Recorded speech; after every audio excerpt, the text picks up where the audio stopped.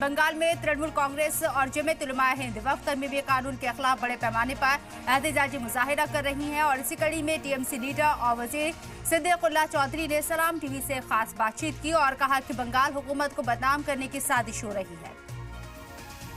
पश्चिम बंगाल में क्या हो रहा है जिस तरीके से लगातार आगजनी और ये तो गोदी मीडिया उठा रहा है, लोग शांति पा रहे हैं, अमन है वाला। हमने प्रोग्राम किया था 10 तारीख को, 3500 गाड़ियाँ आई थी, 5 लाख लोग जमा हुए थे, कई गड़बड़ नहीं हुआ। कुछ इलाका है मुर्शिदाबाद का जंगीपुर इलाका हो सकता है, उनमें मुझे अंदाज़ा लग रहा है कि साउथ के पॉलिटिकल पार्टी गैर पॉलिटिकल पार्टी के लोगों ने ये आवाज़ उठाई। 3 लोगों की मौत भी हो गई जिसमें बीएसएफ की गोली से मरे हैं एक लोग, दूसरे लोगों ने कुछ हाथ पैर बढ़ाया, उसकी जिम्मेदारी गवर्नमेंट वेस्ट बंगाल पर नहीं है। आप ममता सरकार में मंत्री भी थे और जाहिर सी बात है जनरल उलमा हिंद के वेस्ट बंगाल के अध्यक्ष भी हैं। आप किसी की मौत पर हुकूमत जिम्मेदार थोड़ी होती है।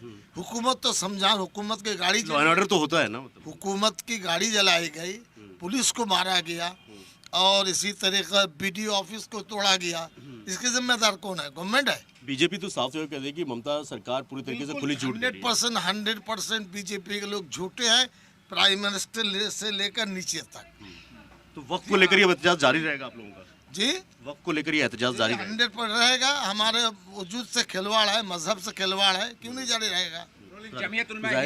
बात है जिस तरीके से वेस्ट बंगाल के सिद्दीकुल्लाह साहब थे, जमीयत उलमा हिंद से अध्यक्ष हैं, जमीयत उलमा हिंद वेस्ट बंगाल के, और ममता सरकार में मंत्री। साफ तौर पर कहना है कि सिर्फ बीजेपी का एक प्रोपेगेंडा है, या फिर यूं कह लीजिए सीधे तौर पर कि उसमें सरकार की कहीं भी कोई गलती नहीं है, जैसा कि साफ तौर पर कहना है। लेकिन अभी जिस तरीके के हालात बने हुए हैं उससे साफ है कि वेस्ट बंगाल में वक्फ की मुखालफत लगातार जारी है। वीडियो न्यूज़ शेयर सिंह के साथ सैयद मुबशर।